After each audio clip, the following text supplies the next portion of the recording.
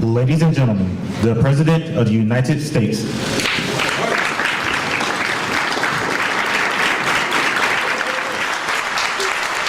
Hello, everybody. Hello, hello. Thank you. Everybody have a seat. Thank you. Hello, scientists. So, this is got to be the most fun event of the year, at least in the top three. And before I go any further, though, I need to lay down some rules. We had to put these in place based on the previous science fairs. First of all, no taking your robots or electric go-karts for a spin on the South Lawn. You can't do that. Rule number 2, if you're going to explode something, you have to warn us first. Actually, just don't explode anything. Number 3, no using a marshmallow air cannon in the house. Unless you let me shoot it first. This is our 5th White House Science Fair, and every year I walk out smarter than I walked in, because these young people have something to teach all of us, not just about batteries or attacking cancer cells or how to build a working robot or a rocket. I will say, though, the robots I see keep getting smarter every year. We are keeping an eye on that, by the way. You're on notice, Skynet. But these young scientists and engineers teach us something beyond the specific topics that they're exploring. They teach us how to question assumptions, to wonder why something's the way it is and how we can make it better. And they remind us that there's always something more to learn and to try and to discover and to imagine, and that it's never too early or too late to create or discover something new. That's why we love science. It's more than a school subject or the periodic table or the properties of waves. It is an approach to the world, a critical way to understand and explore and engage with the world, and then have the capacity to change that world and to share this accumulated knowledge. It's a mindset that says that we can use reason and logic and honest inquiry to reach new conclusions and solve big problems. And that's what we are celebrating here today with these amazing young people. Now, first of all, I'm going to announce the people who are not that young, although some of them are youngish. We're joined by some of America's top scientists and engineers, starting with my science advisor, John Holdren. Hey, John.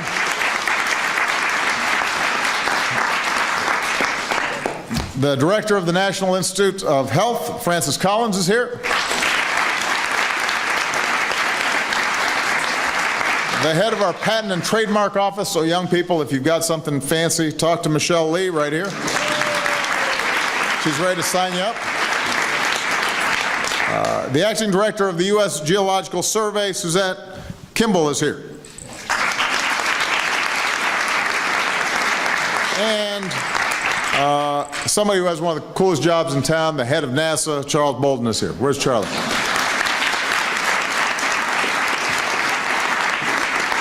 If there are any aspiring astronauts here, he's the man to impress. He's been in space himself. We also have some outstanding guests who are here who've been participating in this on an ongoing basis. Bill Nye, the science guy, is here. Signature bow tie. So is Rush Holt, who is one of the few scientists to serve in Congress. We could probably use some more. There you go. Russ is now the head of the American Association for the Advancement of Science. Just so you knew that athletes think science is cool too, we've got Victor Cruz of the New York Giants here.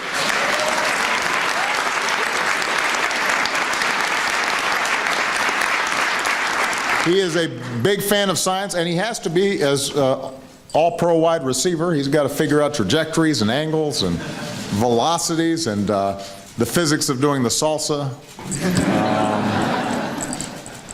For those of you who don't know, he does a salsa every time he gets a touchdown, and he gets a lot of them.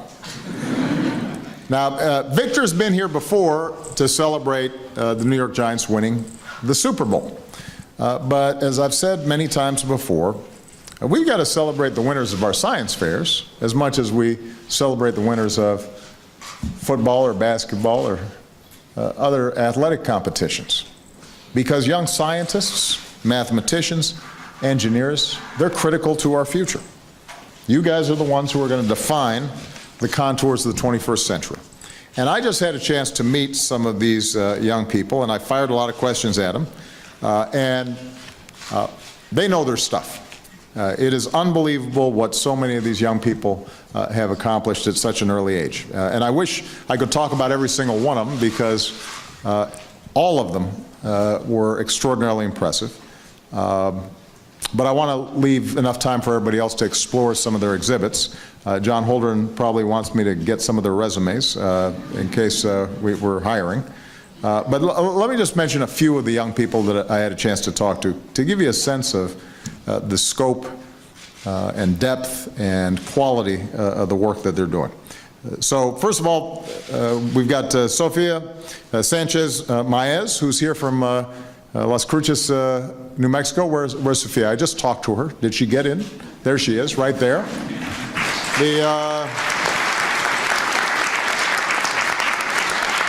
Sophia is a senior in high school, and she is crazy about algae.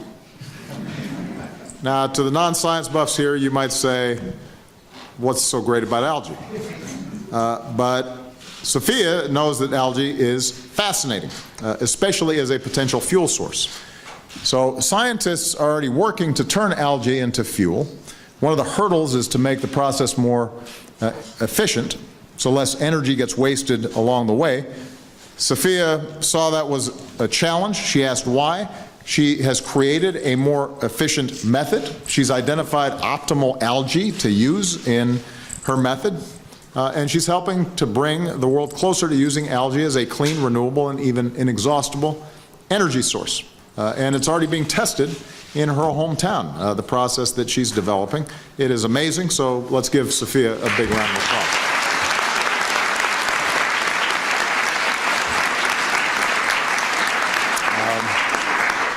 Harry Paul's here from Port Washington, New York. Where's Harry? There's Harry right here. So, Harry graduated and is now in his first year at Tufts. But listen to this story, because I think it gives you a sense of the quality of the young people we've got here. Harry was born with a condition called congenital scoliosis, a curvature of the spine. So growing up, Harry endured more than a dozen operations. Rather than feel sorry for himself, he thought there's got to be a better way of doing this. So he designed a new type of spinal implant. Starting in his freshman year in high school, he started researching the processes that he himself had gone through. His doctor was an expert on this. And he decided, let's see if I can come up with something better. An implant that can grow along with the growing child, so it doesn't have to be constantly replaced or adjusted, which means you don't need as many intrusive operations. And Harry's implant could reduce the number of surgeries that a child may need from more than a dozen to as few as 5, which obviously would cut down medical costs, but more importantly, would save a lot of young people pain and time out from school and recovery time and the potential complications of an operation. Unbelievable stuff. Give Harry a big round of applause.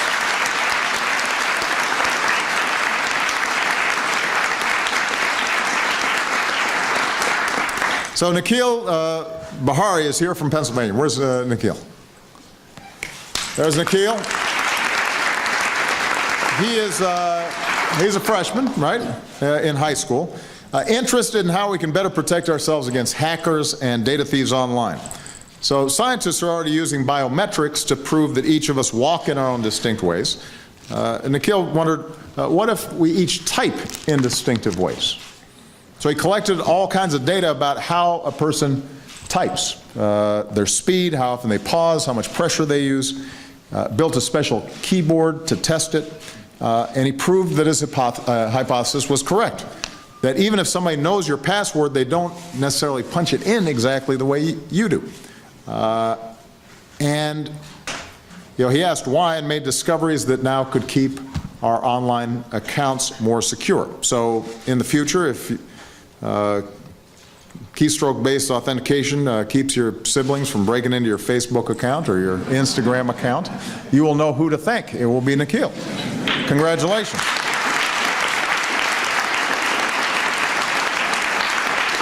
So those three are just samples of the extraordinary scientists that we've already, and engineers that we've already got here. I should give special mention to our Girl Scouts from Oklahoma. Where are those super girls? Yes.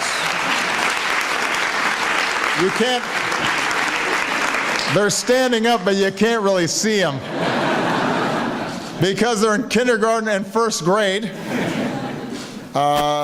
They are today's youngest scientists at 6 years old. They built their device out of Legos. They realized that some people who might be paralyzed or arthritic might have trouble turning pages on a book, so they invented this page turner.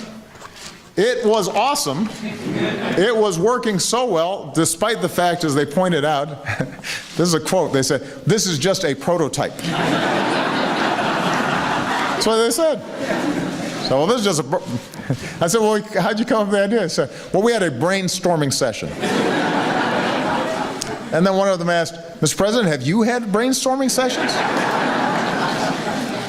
I said, yeah, but I didn't come up with something as cool as this. It's an automatic page turner. Unbelievable. Ruchi Pandya, where's Ruchi? There's Ruchi, found a way to use a single, Ruchi found a way to use a single drop of blood to test a person's heart function, much like a person with diabetes tests their blood sugar. Anvita Gupta, where's Anvita? There she is. Used artificial intelligence and biochemistry to identify potential treatments for cancer, tuberculosis, Ebola. What she's done is she's developed an algorithm that could potentially significantly speed up the process of finding drugs that might work against these diseases. Something smells like it's burning there.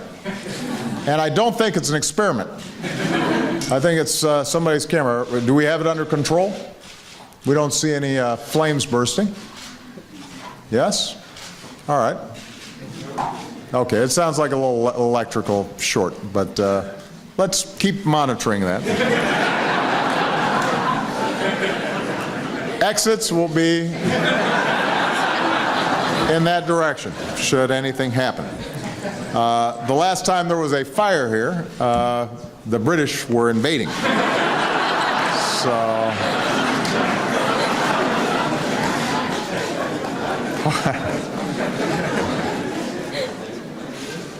but Anvita's algorithm has the potential of speeding up pathways to discovering what drugs would work on what diseases, and is consistent with some of the work that we announced around precision medicine that we are funding at a significant pace here at the White House. Now, I should point out that, like several of the young people here, Anvita and Ruchi are first-generation Americans. Their parents came here in part so that kids could develop their talents and make a difference in the world, and we're really glad they did. So I want to congratulate all of you for your remarkable achievements. You've made a lot of people proud.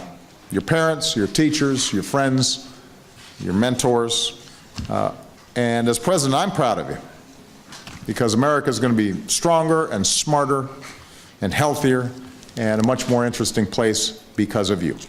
But it's not enough for our country just to be proud of you. We've also got to support you. We've got to make sure that young people like you are going to keep on having what you need to discover and experiment and to innovate. So I've got 3 announcements to make. that really were already kind of in the works before I met you guys, but it's a pretty good occasion to announce them because you're so inspiring. First, 4 years ago, I set a national goal to provide 98% of Americans with high-speed wireless internet so that any young scientist or entrepreneur could access the world's information. Today, I can announce that we have achieved that goal, and we did it ahead of schedule. That's a big deal.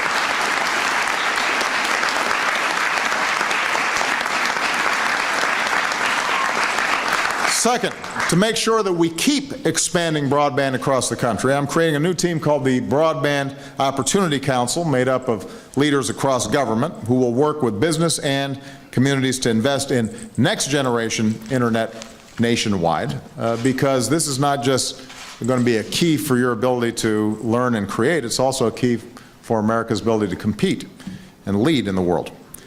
Number three, no young person in America should miss out on the chance to excel in these fields just because they don't have the resources. So 5 years ago, we launched a campaign called Educate to Innovate to help more of our students explore science, technology, engineering, and math.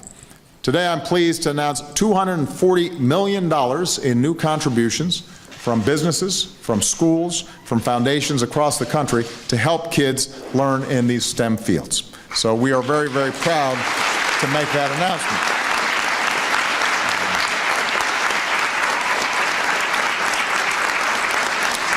Corporations have pledged to help expand high-quality science and technology education to more than 1.5 million students. More than 120 universities have pledged to help train 20,000 new engineers to tackle the toughest challenges of this century.